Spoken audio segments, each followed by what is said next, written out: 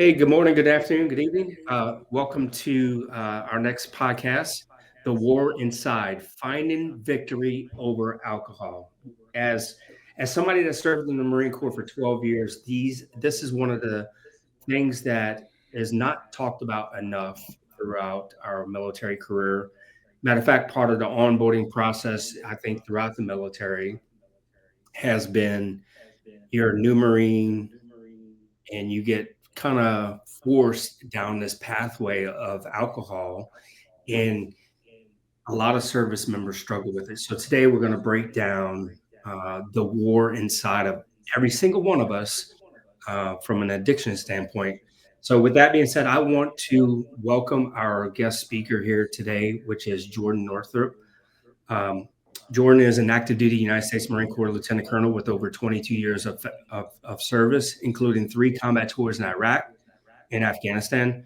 He is a leader, an author, a speaker, and Jordan draws from his personal victory over alcohol to help men live with courage, conviction, and renew identity in Christ. As the author of The War Inside, Finding Victory Over Alcohol, Jordan's message of redemption and resilience has reached audiences through conferences, podcasts like we are doing today, men's ministry events nationwide, and so many more. His workshops challenge men to confront brokenness, discover purpose, and lead from a place of authentic strength. Beyond the stage, Jordan is an entrepreneur, a real estate investor, and an avid pianist and golfer. I like golf, so we will have to play some golf sometime. He holds a Absolutely. BA in economics and a MBA, and lives in the greater Washington area with his wife Nada and his 2 children, Remington, I love that name, and Delaney. With that being said, Jordan, welcome to the show. Hey, Mike, I appreciate you having me. It's great to be Yeah, here. take a few minutes and just introduce yourself. Besides that, where just share a little bit where you at right now. Yeah, so let's see. I was born in a small town, Midwest Ohio. Um, we bounced around a little bit, spent some time around the country, and I found myself joining the Marine Corps in college, and we can get to that in like a little bit as part of my background, but was introduced to the Marine Corps in college right after 9/11 had happened. And I found myself sitting down with recruiters, seeing if like the Marine Corps was maybe a potential for me. There were some hurdles that I had to jump through to join, but I was able to accomplish that. And then that started me off on a 22-year career. So just like what you were saying, I was enlisted first and then became an officer in 2005. And since then, I've been able to serve in all parts of the Marine Corps, from the platoon, the company, battalion level to headquarters level. I've got 3 combat tours, 1 to Iraq, 2 to Afghanistan, and been spending about the last 10 to 15 years here in the Washington, D.C., Quantico, Pentagon area. And this is where I'll probably finish out my career. I've been married for about 10 years. I've got 2 wonderful kids. Remington just turned 7, and Delaney is about to turn 4. Yeah, And that's so, awesome. so right now I'm serving for the Deputy Commandant of Manpower and Reserve Affairs, and I'm the Deputy Director of the Strategy Branch here at Quantico. Well, first and foremost, thank you for your service, and it's really crazy. You mentioned 9/11 happened. When 9/11 happened, I was on my 3rd or 4th cycle as a Marine Corps drone. Okay.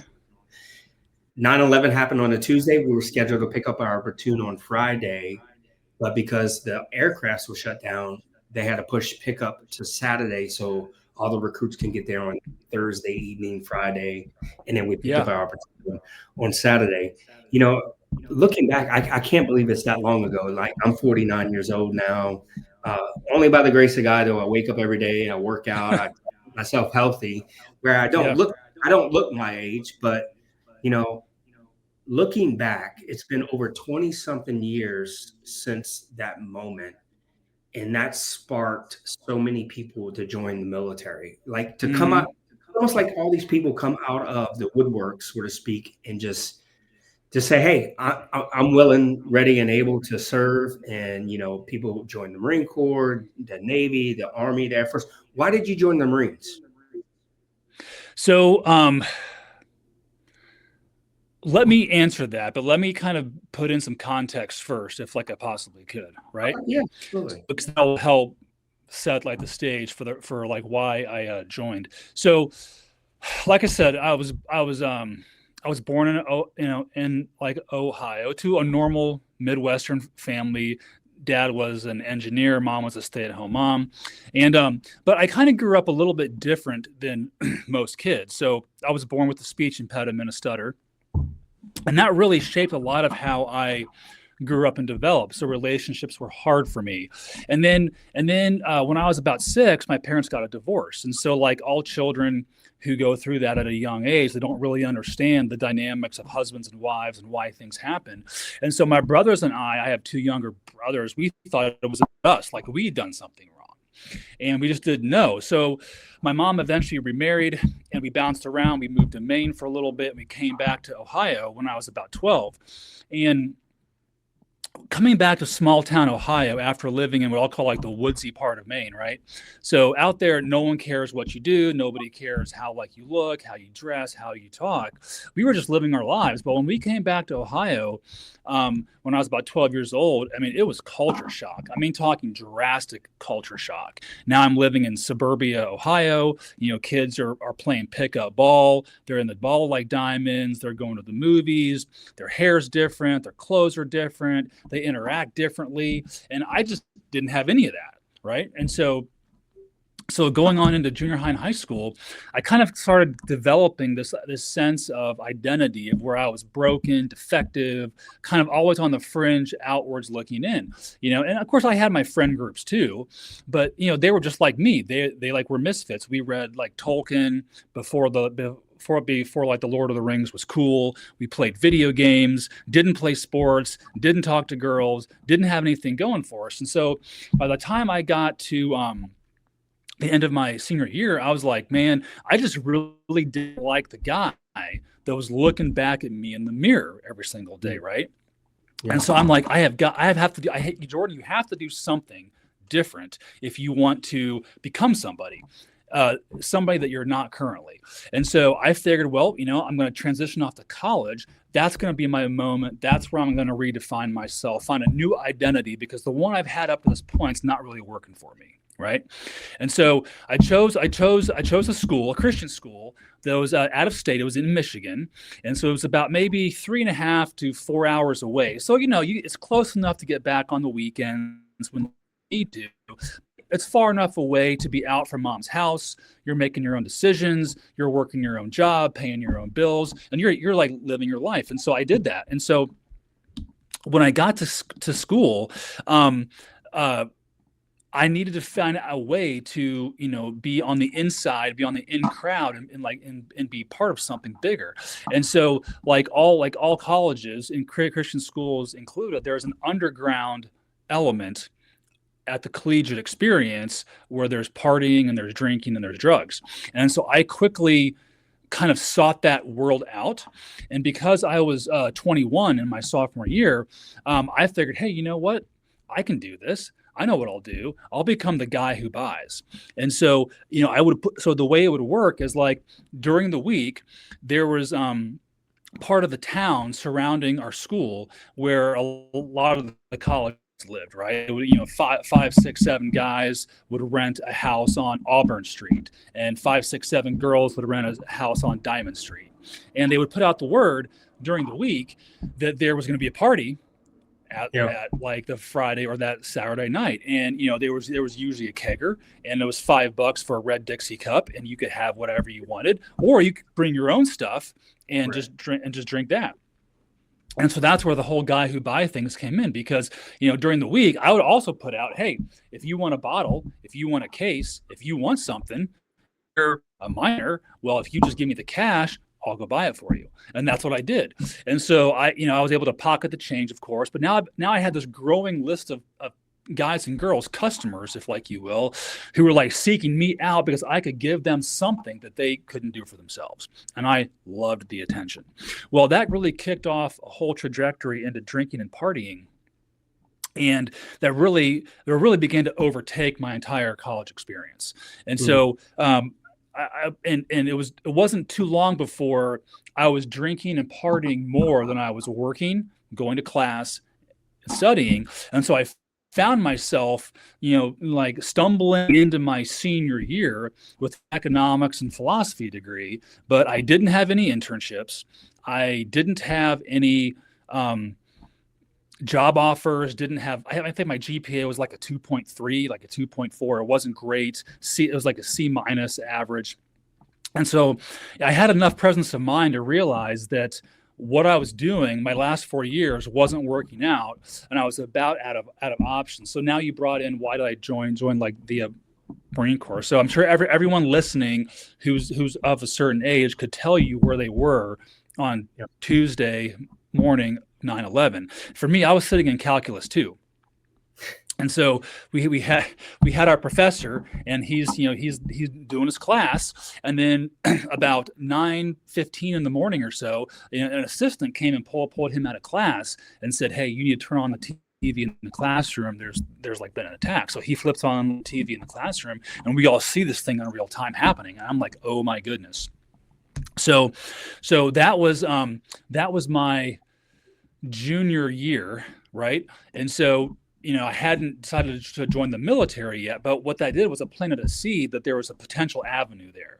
And so between 9/11 and as I finished out my junior and my senior year, I had a lot of friends who were joining the military out of a sense of patriotism, out of a career path. And so some were going into like ROTC, some were enlisting in the reserves. People were doing different things, right? But I began to sit there and think about, like, well, Jordan, you don't have any options for you in your own power. Maybe you need to consider, could the military be a place for you? And so, it took some encouraging, because I was very overweight at the time. I weighed 325 pounds. So I'm like 6'4". So I weighed about 325 pounds. I was always in the gym, so I was always strong, but I carried a lot of extra weight too, right? And so, so I went down to the recruiting office one day, and I talked to all the branches. And, I was figuring out what they had going on. And then I saw the Marine Corps recruiter's door. Right. And I walked in, and it was just a whole different experience. And so from the outset, I didn't know what the Marines did. I didn't know who they were. I had no clue, but I wanted that white hat and that blue coat. And I was like, I'm going to get that. So I signed the paperwork that day. And so I joined the delayed entry program. So this would have been June of 2003. Problem was, I had to lose about 90 pounds to even go to basic. So for the next 4 months, I PT'd, starved myself, didn't drink, didn't do any of that stuff, and I lost the weight. And so I shipped to boot camp on August 5th, 2003, out to San Diego, and I think I weighed about 245 pounds or so, give or take, and then there I was able to lose a couple more pounds. I think I finished basic around 225, give or take. But that's what started my whole Marine Corps career. Wow. So let me ask you a question, because 225 is a lot of weight. What are you currently weighing right now? I hover anywhere between 245 and 255. Okay. So you're 6'4". At 46 years old. Yeah. Okay. Awesome. Well, thanks for sharing that. So, So you joined enlisted. Let's talk about that journey, because you joined enlisted, and then there was a period of time where you made a decision. Okay, it's time to go to this other side. Walk us through that process. Yeah. So I think the goal was always to be an officer, because I had a lot of friends that were military. My father was in the Vietnam War. He was Army. My grandfathers, they were in World War II in the Army and the Navy. My uncles were in Vietnam in the Army. So I knew a lot about the military, and I just never thought it was something that I could actually do. So when I went to college and began to think about joining the military, it was always going to be through the officer lens. But as the Lord would have it, I needed a 5th-year semester capstone course for my economics degree, and that's only offered in the spring. So here I am sitting in Michigan, and I'm like, well, okay, Jordan, you could take extra classes in this fall semester that you don't need, or while you're waiting for your spring semester to finish your capstone and then graduate, or you could, you want to be an officer, why don't you go enlist in the reserves first and go get that street credibility, go become a Marine, that discipline, get that confidence, all those things that I'd never had before. And I figured that would position me better to survive the rigors of OCS and then the officer career. So that's like what I did. So as I talked to the Marine Corps recruiter that summer of 2003, we selected, so when you're in the reserves, you don't go open contract. You have to actually be slotted into an available billet at a nearby unit that's close to your station. So like for if you're active like duty, you might sign an 0311 infantry contract or a supply guys contract or like whatever. You're going for that MOS. The Marine Corps can send you wherever they want to across the globe for your first duty station. As a reservist, you know your MOS and you know the unit that you're going to join before you even go to boot camp. Yeah. So I found a unit that was about an hour away from my college town, and they needed a supply guy. So that was 6 Engineer Support Company out of Kalamazoo, Michigan. And so I went to boot camp knowing my MOS and where I was going to be. And so I joined that unit in January of 2004, and then was able to drill all that calendar year, like the one weekend a month, 2 weeks in the summer, while I finished my last college semester for my degree, got my graduation, got my diploma, and then put in the OCS package with my officer selections officer, and then the rest is history. That's awesome. So I think there's a lot of people in the same position that you're in. And, only by the grace of God do people know who I am and they follow, right. I've helped people join the Marine Corps, from enlisted officers, reserve guard, everything in between. There's somebody out there right now trying to figure out what they're going to do. They're in the same position you are. And if they stay and don't get some discipline and some structure, things could start to fall apart. They know they want to be 100%. An officer. They do want to stay in the military. But I really like the idea that you already knew that you wanted to be an officer, but you decided to go enlisted, so you're not squandering your time. You use that time to focus, which helped you lose that 90 pounds that you needed to join the military. And it put some structure around you to help eliminate failure. As a Marine Corps drill instructor, we're taught about structure. Put as much structure in place to eliminate as much failure as possible. If you are a young man or woman out there that is failing in your current surroundings, leverage the military to get the structure to do what Jordan did, which was put that structure around so he can fulfill his dreams, which was becoming a Marine Corps officer. That's right. Yeah, 100%. So, I didn't know it at the time, but I look back on it over the last 20 years of my career. If I hadn't enlisted first, there is no way I could have survived officer candidate school. Because remember, I grew up with a stutter. And when you have a stutter, you train yourself to sit in the back of the room and be invisible, because you don't want the embarrassment, you don't want the stigma, you don't want the shame. Yeah. And so, I didn't have any confidence, didn't have any discipline, didn't have any vision. Remember, I went to college thinking, hey, man, you're pretty much a loser. You need to do something different. And so I went down the alcohol partying route. And so if I had graduated and tried to then get into OCS, I never would have made it. I wouldn't have been able to pass the PFT to get in. I wouldn't have been in the right mindset. I wouldn't have the right physical ability. I just would be so far behind, I would have washed out.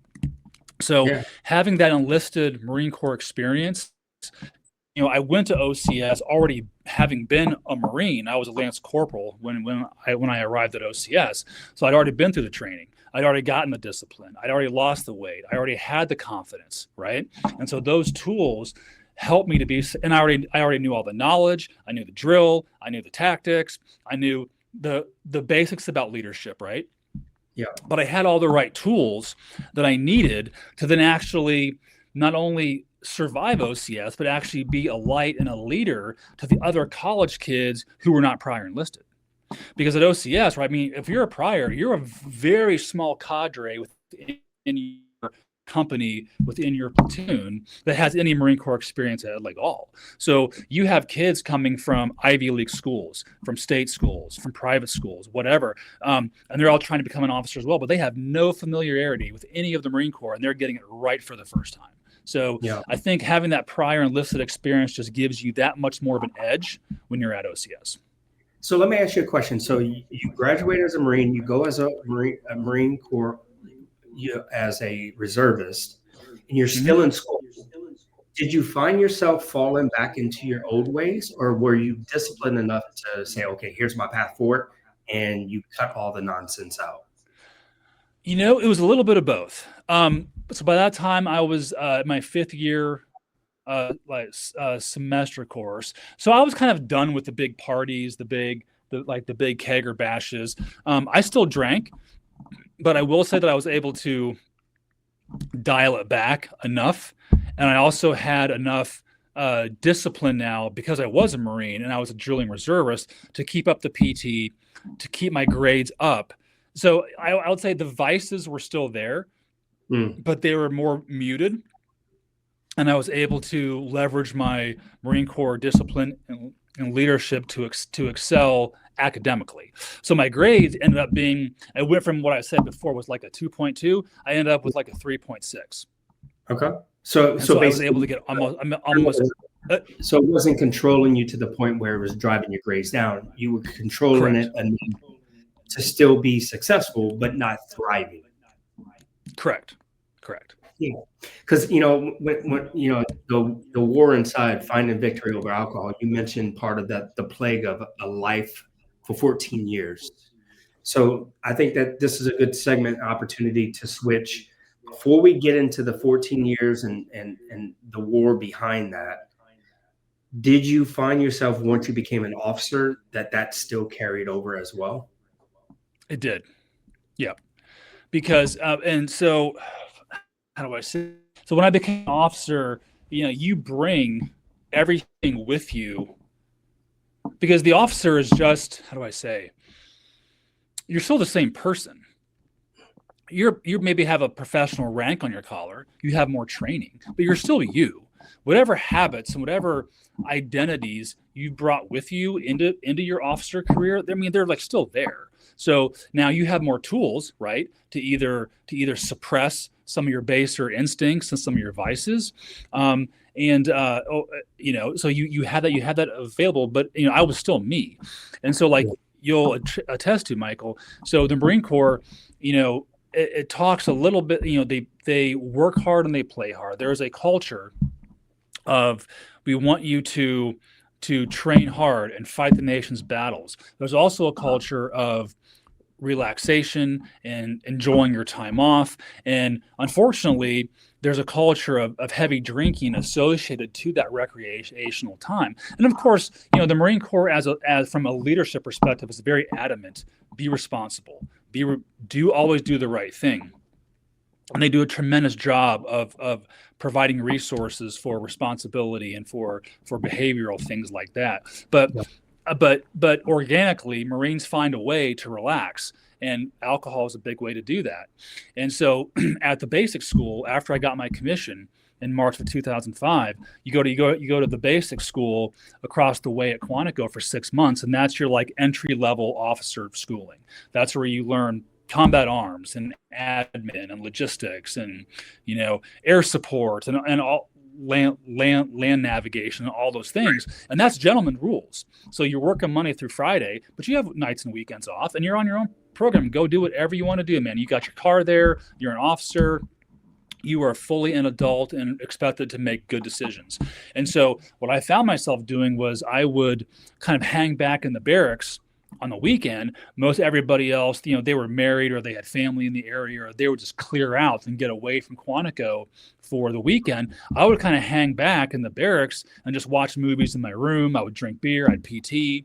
And so that kind of created this kind of rhythm, if like you will, of work really hard during the week. And on the weekends, that's your time kind of relax. And so that pattern really followed through me up until the point where I was able to quit drinking. Yeah. And so, but to your point, I never let it I never let it get to the point where it destroyed my professional career. Yeah. I was able to, so I wouldn't drink every day. I didn't drink Monday through Thursday night. It was just a Friday, Saturday thing. And so, but during those days, I would drink pretty hard. Yeah.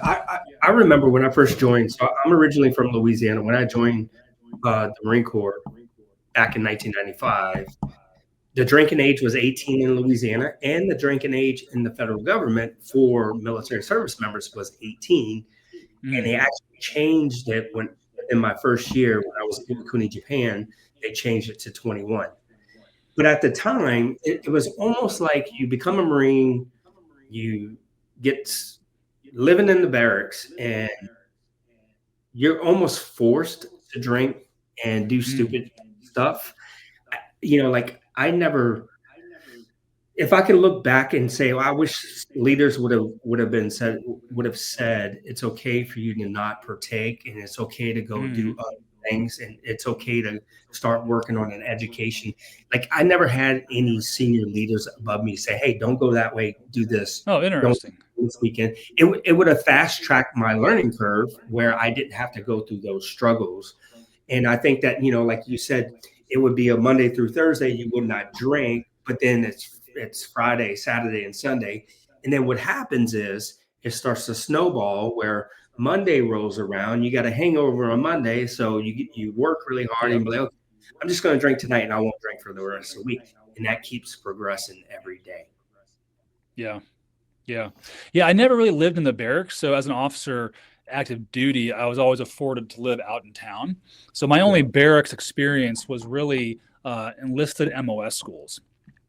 And that was just for a very brief time. And when you're a student as a PFC, you're very tightly controlled. So the ability to go out there and drink just really wasn't there, or at least in the same dynamic as being like on Camp Lejeune at an infantry battalion at 2nd Marines, where there's no holds barred. Yeah. But then, I wonder, so did you find that that the battalion leadership, the company leadership if they'd offered you maybe other outlets for things to do, that Marines would have taken advantage of that and not chosen to drink? Yeah, I honestly, I think so. I mean, it's hindsight 2020, right? It's 30 plus years later. I'm a lot smarter, wiser, and better than I was when I was, 18, 19, 20, 21. But I just felt like, like what would happen in the barracks is you go home, everybody would change over. Next thing you know, somebody opens up their door, turns up the music really loud. And then next thing you know, one person comes and two people come, and then they grab a beer. And then you walk out to go do your laundry. And they're like, "Hey, what's up, Nichols? Hey." I'm like, "Hey, I'm going to do my laundry." And then they're like, "Hey, come over and stop by." And you stop by, and next thing you know, you're drinking 1 and then 5. And then next thing you know, they're forcing it down your throat. Sure. I just wish that we had better leaders at the moment, but I wouldn't change it for the world, because without those moments, I wouldn't see clearly now to look back and, it's okay to have a good time, but don't let the good time have you. Sure. And for me, it was like, I wasn't drinking so much to have a good time. It was like I was trying to escape who I was personally, because I didn't like, even as an officer, I didn't like the guy looking back at me in the mirror. I had all this professional. So, I got my commission in March of 2005, went to logistics, the basic school, logistics officer school. And within a year, later, I was in Iraq with my 1st platoon with 3rd Battalion, 2nd Marines Infantry. And we're, patrolling in Fallujah and Ramadi in the war. I mean, that's crazy culture shock. From just 3 years prior, I was a drunk college kid on some person's couch. Fast forward 3 years, and I've got a platoon of 45 Marines, and we're taking it to the enemy in country. It's just wild to think about.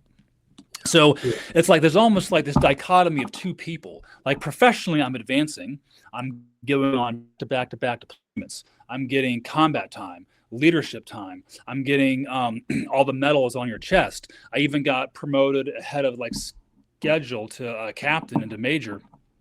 And so all this career success is happening, but behind closed doors, I'm still this broken, scared, timid boy who's drinking to get away from himself. So two people in the same body, two identities in the same skin. And so, and at some point, and that works for a while, but at some point, you can no longer be two people successfully in the same flesh. You either have to reconcile or there's going to become a reckoning point. And that's how my dream over 14 years had kind of accelerated to that critical mass like moment. This would have been so I got sober in April of 2014. Actually, April 19th, 2014 is my first like day of sobriety, if like you will. And my life had reached critical mass at that point. Then I could no longer maintain the identity of being a Marine, the alcoholic, or the husband all at the same time. So what? So the name of your book's called The War Inside, and finding the victory over alcohol. What was that critical mass point or moment that made you, where the light bulb went off and you realized, oh shit, I got to change something? Yeah. So, excuse me. So a little bit of a story here. So like I mentioned, professionally, I'm advancing, right? So I have my Marine Corps identity, like who I was. Then I had my alcoholic identity. That's who I was. And because those are two divergent paths, if you take them to their extreme, because every decision has a destination, right? And so if you play both of those all the way to the end, you cannot end up at the same place. You cannot be an alcoholic fully and be a Marine fully and end up at the same place. If you are an alcoholic, you will end up either dead, in jail, or sober. That's one of the three destinations that like you have. If it goes the entire way. With the Marine Corps career, all the way. Can't be in the same place at like the same time. And so about 2011, I was really feeling this tug, this war inside, like, who am I supposed to be? I can't reconcile these two positions any longer. And so I figured, well, maybe what I need to do is find an identity in relationship. And so, I was like, what you need to do is you need to find yourself a girl and get married, because if you have a wife and children, by virtue of that relationship, you will then clean up your alcoholic identity and become more respectable. And so I was stationed up here at the Pentagon at that time. So this would have been about 2000. I was up here from 2009 to 2012. And I found myself attending a large church in Tyson's Corner, Virginia, just a few miles away from here. And there I met a girl named Joelle. I mean, she was beautiful. She was a veteran from the Air Force. She worked in the intelligence field, and we began to date. And we just took off like a rocket. So we had all this commonality between the two of us, and I knew that I had to kind of like let her in on my past with alcohol. And at this point, because I wanted to become a husband, I was able to kind of suppress my baser desires for alcohol for a couple of months. So I met her during about a 3-month window of sobriety. And so I remember we went to dinner one night, and I was kind of telling her my past, and she reached her hand across the table, and she paused in all the right places and nodded and gave me affirmation. And I was like, man, this is it, Jordan. You have lucked out. You got to marry this girl. And so I did. And so we got married after only knowing each other for about 10 months. And I thought that having this wife at home would fix me, and it didn't, because marriage does not fix anybody. If anything, it kind of brings out more conflict, because you have two sinful people now joined in like marriage, and you have to figure it out in a very confined space. And so my drinking actually got worse on the weekends, and I began to get deceptive. And so I would hide drinking from her on the weekends. And so, I would sneak alcohol when she wasn't looking. Or, if we went out to a dinner date, I'd have a couple at dinner and then I'd sneak some more at home, from like the liquor stash. And as she began to understand more and more that I had this really problem with drinking, she withdrew into her friends and her circle of friends more and more and more. And so the distance between us just got bigger and bigger and bigger and bigger. And I remember, I'll like tell the story. I call it my night on like the deck. So we've been married for about 15 months by this point.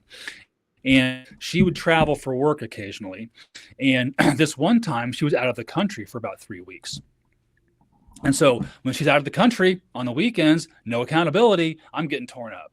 And so I found myself out on my deck, back of our house in Virginia. And I was just hammered. So I'm smoking cigarettes, I'm drinking beer, I'm drinking liquor. And I had this bright idea. And at the time, her grandfather was in the hospital in Utah, where he lived with like Joel's parents. And he was in the hospital for congestive heart stuff. He wasn't doing too well. And we were unsure if he was actually going to survive or not. And so I knew that my mother-in-law and my father-in-law were there with him.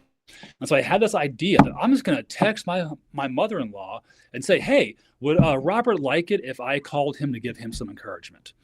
And in my alcohol-induced brain, that was a wonderful, idea. So Debbie sends back, she says, hey, he would love to talk to you. So she sends me his phone number. I punched in, I hit that green button, and that call connects.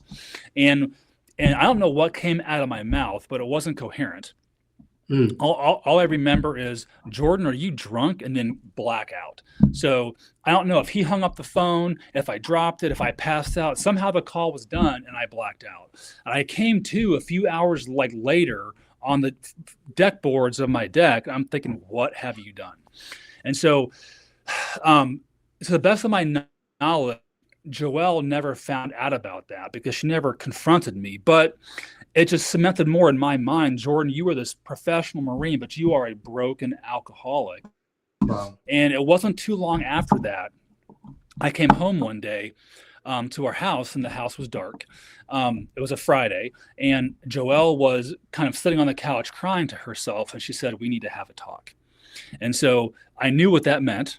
And so basically, as we began to discuss our marriage and our relationship, she said, Jordan, I don't hate you, but I don't love you, and I want a divorce. And so that was in the early spring of 2014. And so here I am, all this professional success, broken marriage, about to be divorced, you're an alcoholic. And I felt the Holy Spirit just, maybe it was shouting at me so loud, or maybe it was shouting through the fog of alcohol or whatever. Because remember, I grew up in the church. I became a Christian, a believer in Christ when I was a young boy, but I never fully surrendered my life to him. And so I'm hearing for the first time these spiritual like nudges, if you will. You have to make a change. You have to do better. And so the church that we were going to was a large mega church, and it had a lot of resources, and it had a counseling center attached to it. And so I called the line and I said, hey, this is me. I've got this problem, this mess. I got to talk to somebody. And so they connected me with a guy named Don. And so I'll tell you about Don real fast. He was a retired guy from the Navy, intelligence officer, who had a lot of experience counseling men with substance abuse. And so they connected us to him, and or me to him, and we began to counsel. And so for about the next 2 years, I booked out 2-hour blocks of time to be in his office from 4 p.m. to 6 p.m. every Saturday, and we counseled. And during that time, we counseled, we prayed, talked, we argued, we cried. And he was different, man. I mean, he was different. He didn't tell me the usual things about alcohol, like, hey, well, just like step down your consumption. He didn't say, hey, hide your keys and then you can't drive to the store. He didn't say, hide your wallet at your house on a Friday when you want to go buy alcohol. He didn't do any of that stuff, because I tried that crap. And I walked to the store. I had Apple Pay on my iPhone. Like, I found ways to circumvent my own controls. Yeah. But he said, he would ask the question. He was like, why do you do what you do? Who are you? What's the motivations of like your heart? Never heard that question before in my entire life. And so there was one day, this would have been probably about March or early April of 2014. I'm on his couch and we're talking, and he kind of like leans in, like just like leans in at me, and he kind of points right in my face. And he's like, "Who are you?" And I kind of like sat back like he punched me in the face. I didn't know. And he's like, "Are you a Marine? Are you a husband? Are you a loser? Are you an alcoholic? Are you worthless? Who are you?" And I kind of got a little emotional. I began to kind of tear up, and even now, it still kind of gets me today, just reliving that like moment. Excuse me.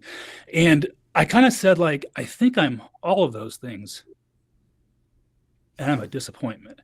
And so, excuse me. So then he kind of reached down in this folder of his in his briefcase, and he pulls out this battered piece of paper and has all these declarations of who God tells you that we are when we surrender our lives to Christ.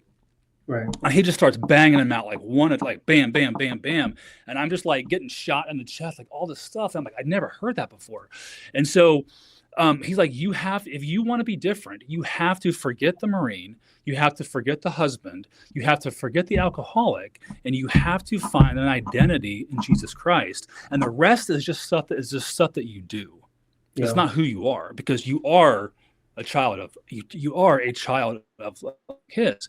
And so that was April 19th, 2014. And since then, I've been sober ever since.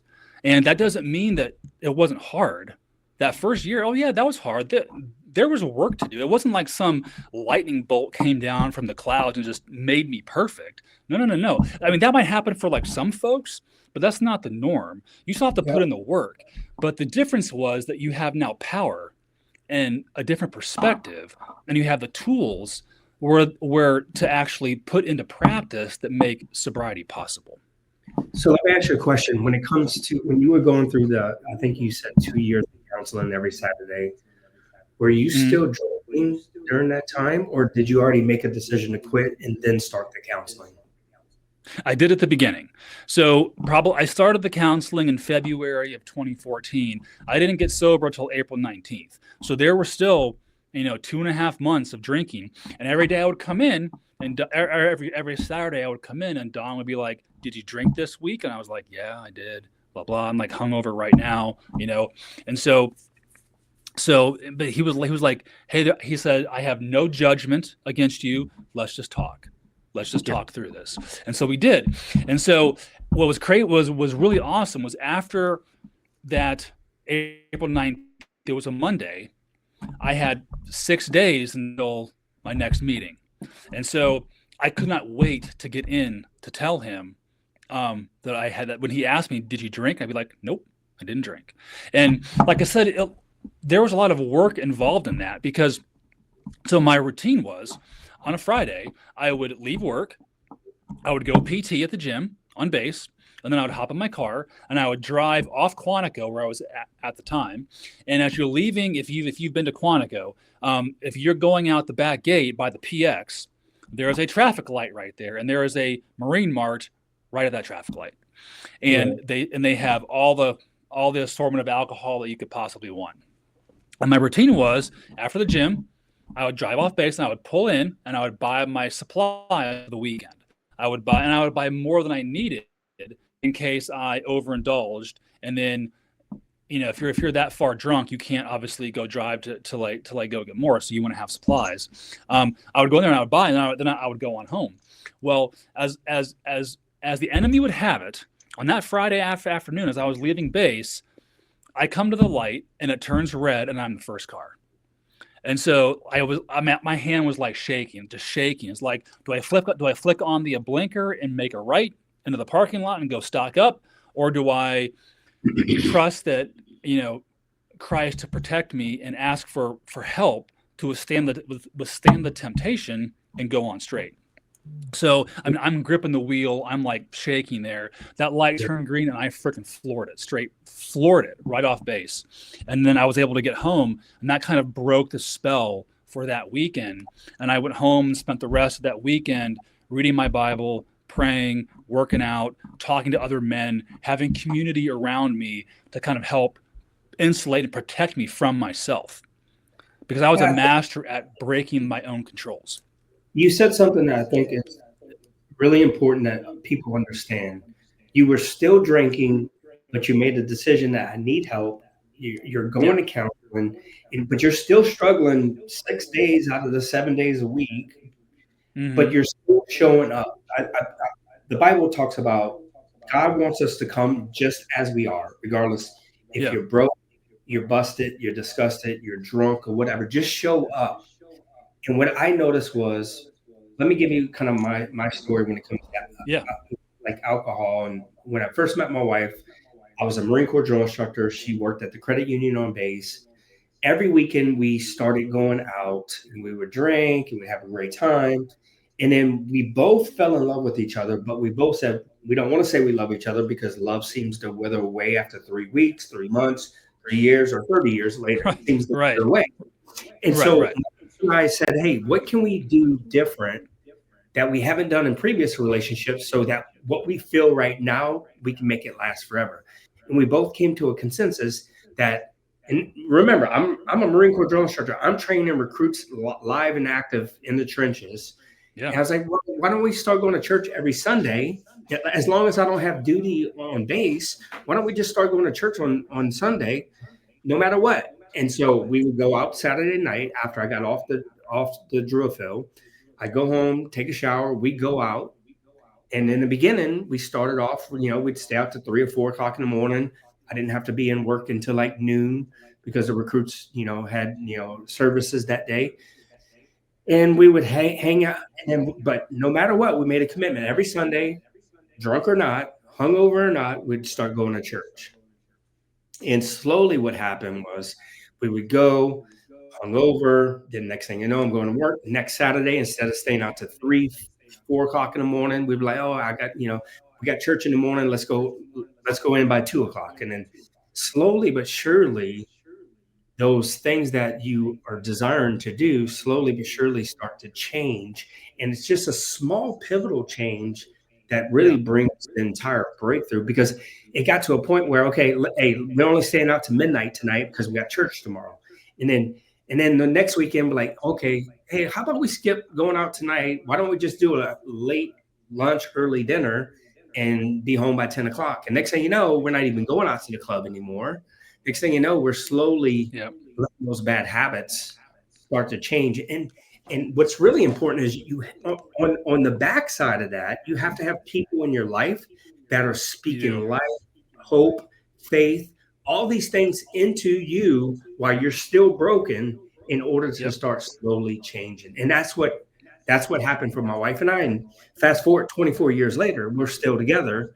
And I believe that because of those small little choices and God speaking hope, faith, and love into my life, a lot of these hard things that I struggled with throughout my life slowly started to change.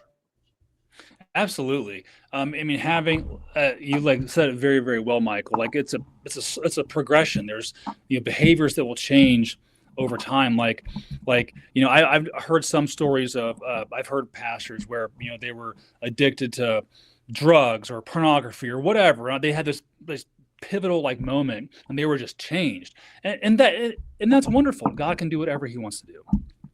I think for the majority of us, it's not going to be so drastic. You're going to have to put in some equity. You're going to have some skin in the game. But the difference is trying to do it in your own power versus His power, Yeah. right? If you think about it, the behavior is pretty much the same. You want to not indulge in the vice. You want to surround yourself with a community of people who will support you and speak life into you. You want to be grounded in the Bible, attend church, pray. But the difference is when you're doing it with your own power, eventually you have to come up for air if you have not had that identity change moment. And that's what happened to me. Like for all those years where I was dating girls or I was married, alcohol, I was married to alcohol and my first wife.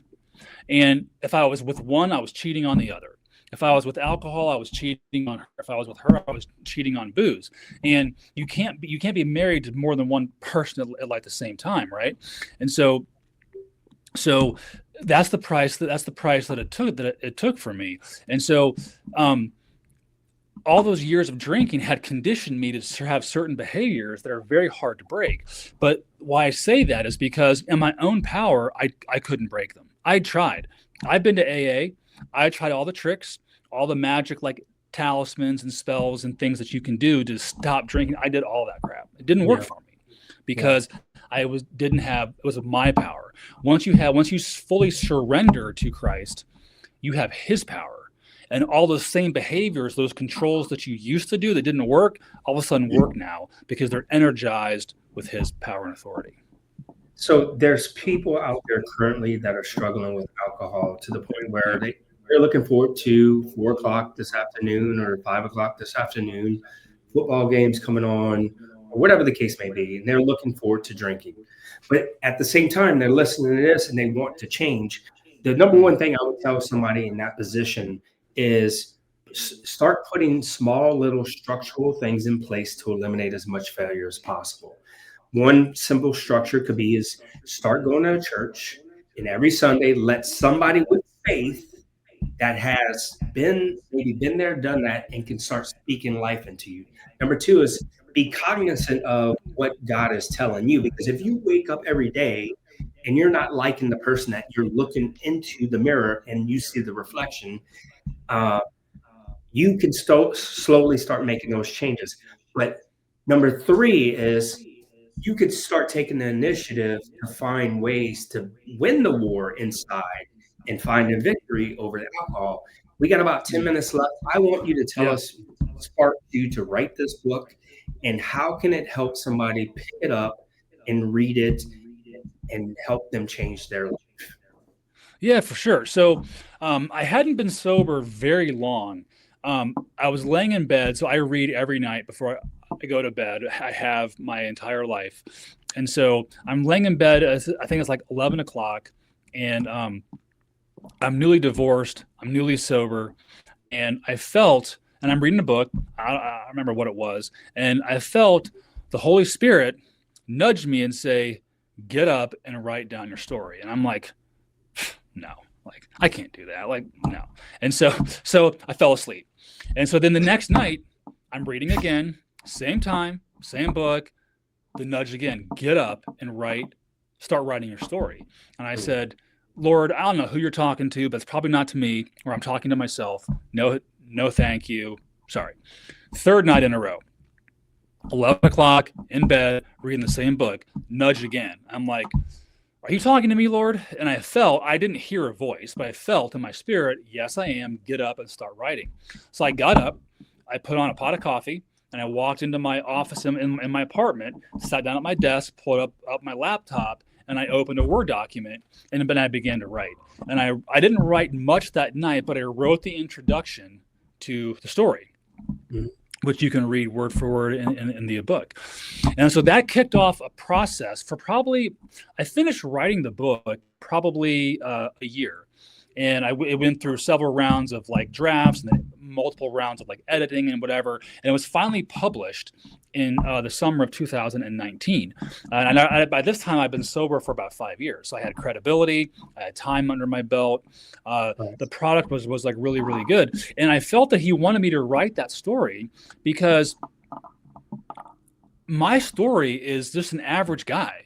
I'm no one special. I don't have some big platform or some big brand name that people would know. But I bet you that people listening to this can identify with how I grew up, my struggles through college, my Marine Corps career, the marital problems, the drinking, because it's their story too. Right. And so by documenting my journey, and so I wrote the book as a very, very conversational tone.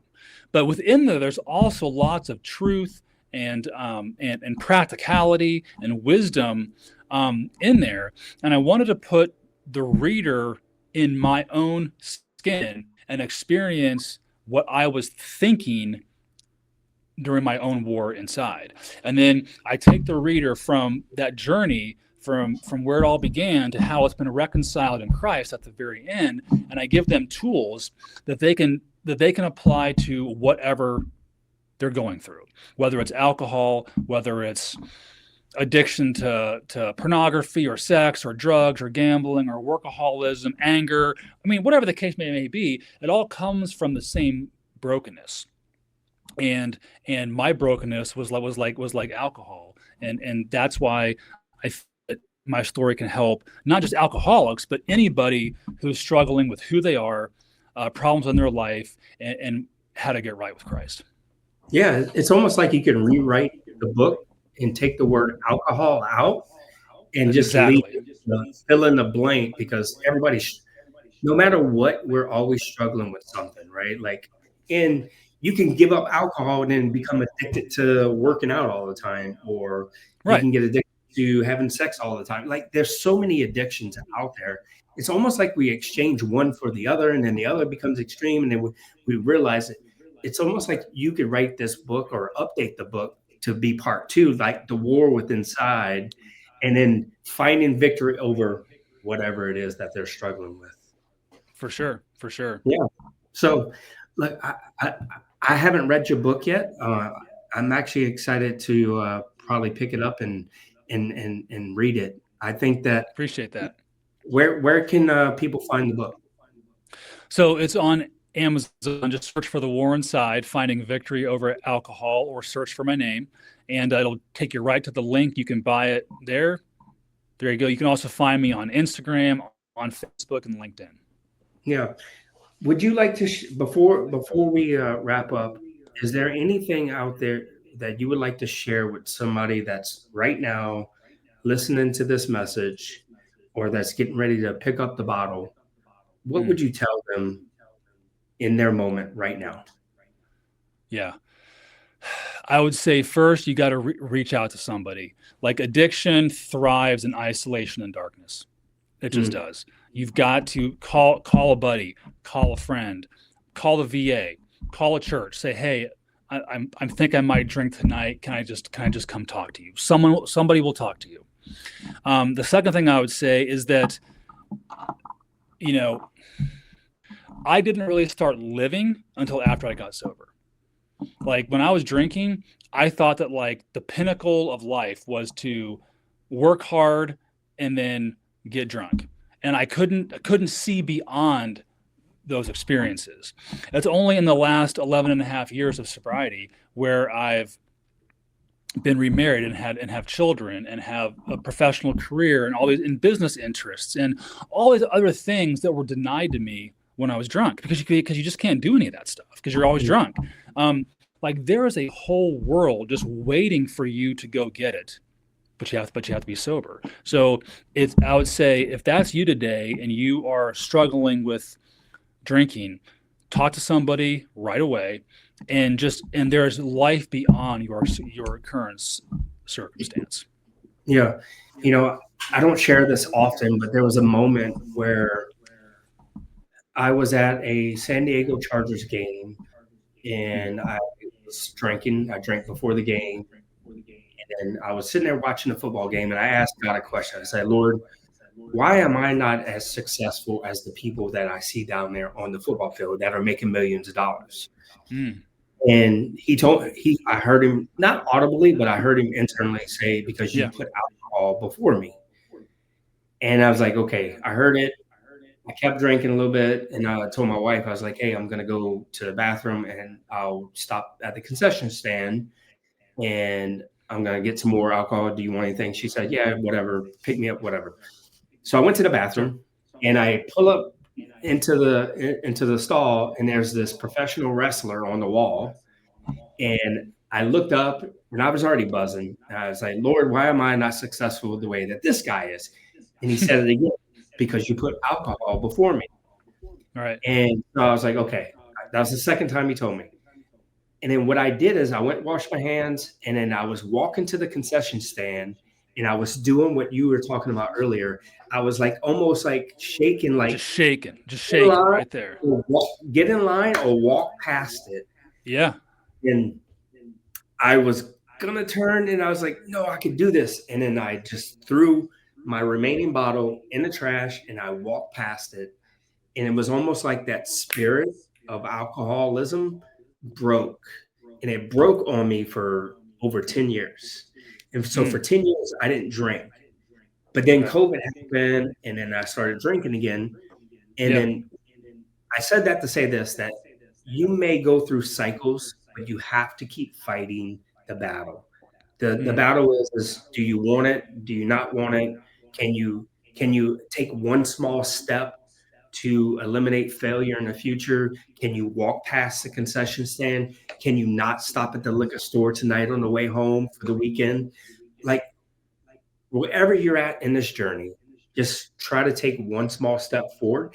And if you wake up tomorrow and you made a mistake and you failed, get up and try again. Failure is inevitable, progress is optional. We have to get up and try in order to succeed.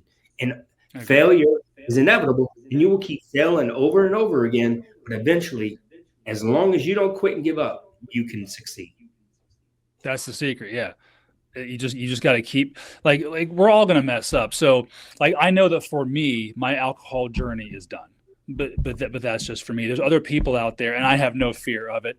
I've been around alcohol, and it has no more power over me whatsoever. But that not might be everyone's story.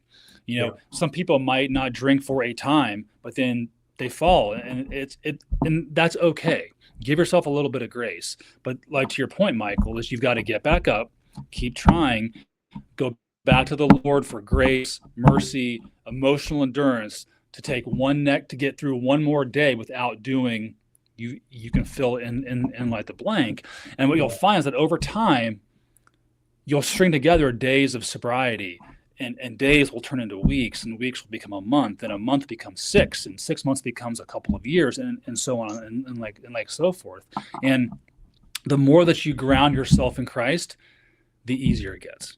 Yeah. So like in my first year it was tough. Today, it's a piece of cake. Yeah.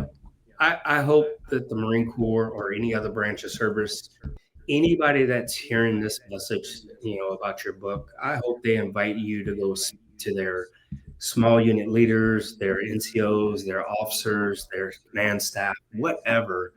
Like we need more people out there Hmm. speaking on the battle within, the war within side. And it doesn't matter if Yeah, it's alcohol, drugs, sex, whatever. Everybody needs help, and we need people in our lives to give them help. So I just want to thank you for your I agree time. 100%. Thank you for your time. Thank you for your service. Thank you for I what you're appreciate doing. you having me on. Yeah, absolutely. And I really hope that people that are listening to this, that listen to it all the way, they pick up your book and just it really makes a change for them, and then they pass it on to the next person because this is the last thing I'll say before I let you go. Knowledge has no power unless it's given to somebody else. Let me give you an example. If I Mm, mastered how to be the best Marine Corps drill instructor in the world, but I don't teach my other drill instructors the tips and tricks on how to fast track that learning curve, then if I die today, that knowledge dies with me, and then somebody else has to come behind me and learn it and then pass it on. So right. knowledge has no power unless it's given to somebody else. That's awesome. Yep, 100%. Well, thank you for your service, Jordan. You have a good evening, and we appreciate your time. All right, guys. I'll see y'all later. I appreciate it. Out here. Bye.